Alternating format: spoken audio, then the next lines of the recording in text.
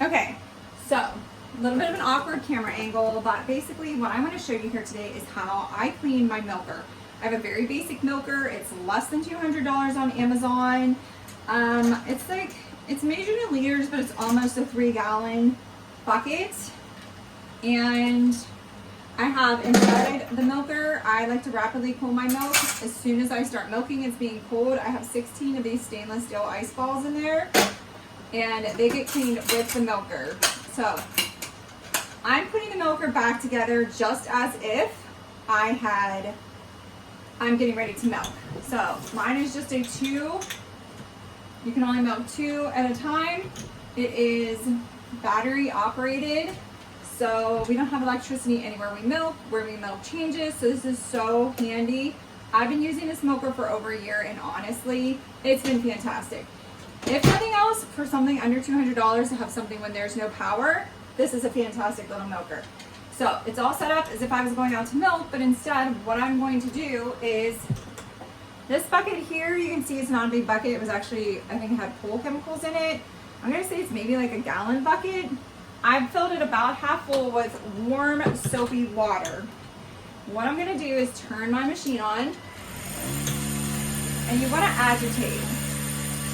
So you lift in and out. That creates air in the lines and creates an agitation. So as it's sucking up the water, you're just going up and down.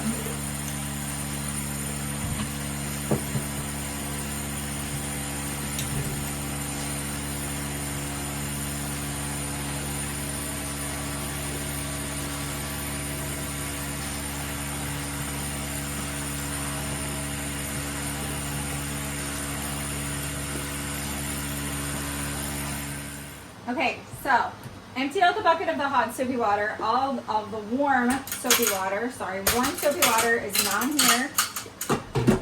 I actually use Norwex cloths. So this one is for cleaning the udder.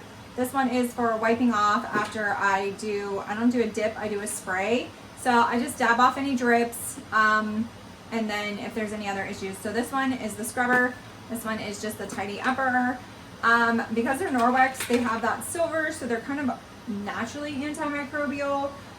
So yeah, I don't have to constantly wash rags. I put them through the same cleaning process. So I'll take the warm soapy water and put it onto the rags, cloths, whatever you want to call them.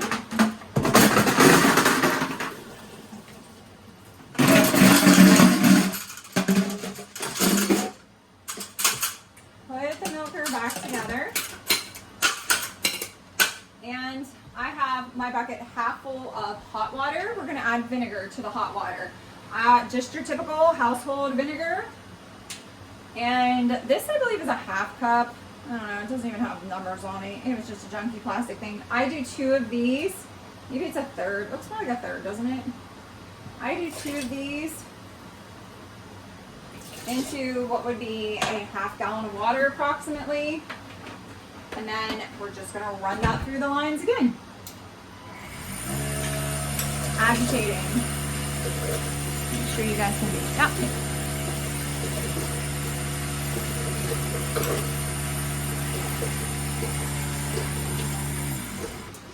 Again, it's super important to create the agitation because this is how you're cleaning the lines. The vinegar, so the warm soapy water is like getting the milk, but basically there's all of the milk fat residue is still stuck in your lines. The warm soapy water is starting to break that down, but it's not removing that. The vinegar rinse is necessary every single time. I don't even think you can replace that with like taking a brush and cleaning your lines. You need the vinegar rinse. So let's keep going.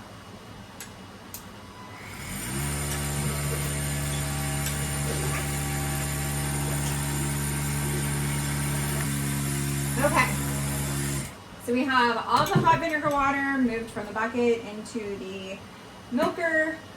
Your rags are sitting in the soapy water and they're getting cleaned out. I would only do this with a Norwex cloth. I would not do this with regular rags. I just don't think they would get clean enough, but since it's Norwex and it has the silver and the antimicrobial naturally, I think this is an excellent way to save time and money and laundry. So this is also a good time to take, this would be my cleaning cloth. If I had dirt on the exterior of my lines, I would wipe them down. I replace my lines about every 4 months.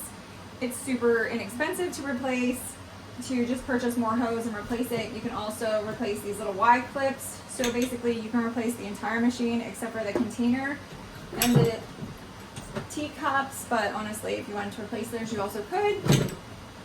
Okay, so I'm gonna swish around my rags. You can see the dirty water, it's cleaning the rags. I dump that out, and I take the vinegar water and pour this over the rags.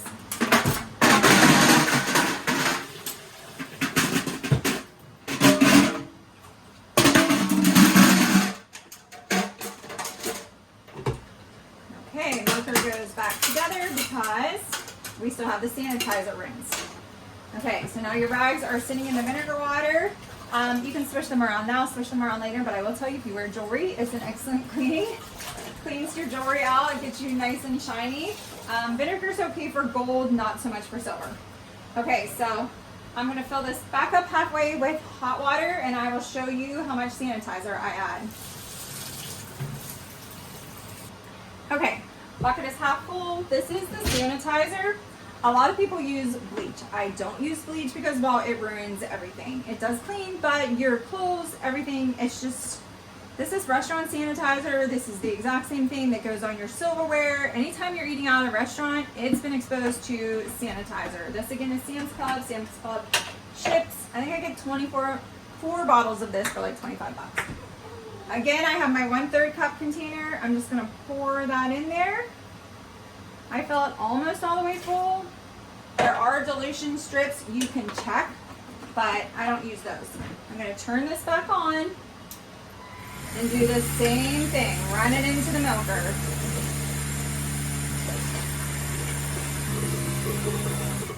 Okay, sanitizer went from the bucket into the thing. And this is the same bucket I use to take hot soapy water. So if it's just a little bit disgusting on the outside, it's because it goes in the field.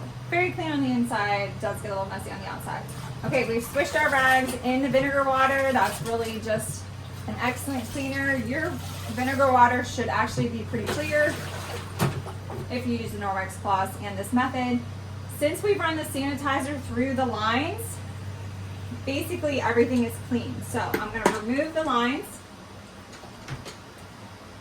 They're gonna get hung up. Those stay in the bucket.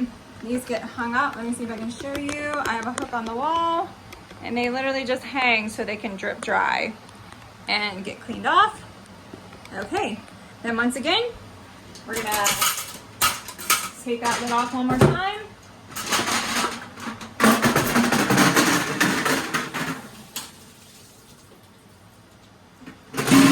Pour the sanitizer onto the rags where they will sit in the sanitizing water all night long. So they are clean and ready for use tomorrow.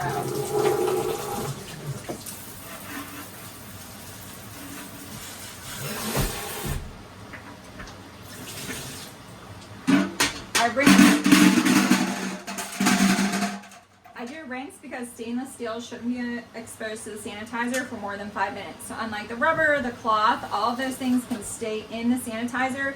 Like if you're at your hairdressers, those combs and things are sitting in the sanitizer. These are actually completely clean, ready to go into the freezer and be used again. I will then take this container and the lid and hand wash them.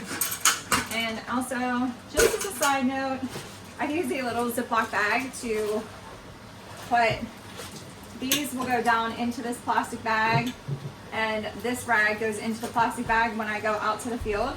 So every single day, the plastic bag that holds everything and keeps it nice and clean until we get to the cow also gets sanitized every single day. So, I know it was a weird angle. I know you basically saw my legs the whole entire time, but hopefully they weren't too offensive, and now you know what's really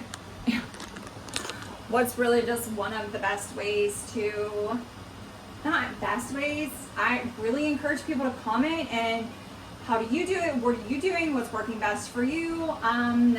You know, just pile up the advice. But I figured this is a pretty simple video. If you're just single milker, small milker, homestead milker, I do pass milk tests with this. I'm a single cow. In Pennsylvania, I have an exemption. I don't have to milk test with the frequency of higher volume raw milk producers, but I pass my milk test using this method as far as bacteria count and everything. So I feel like that's some proof that the advice I'm giving is fairly solid.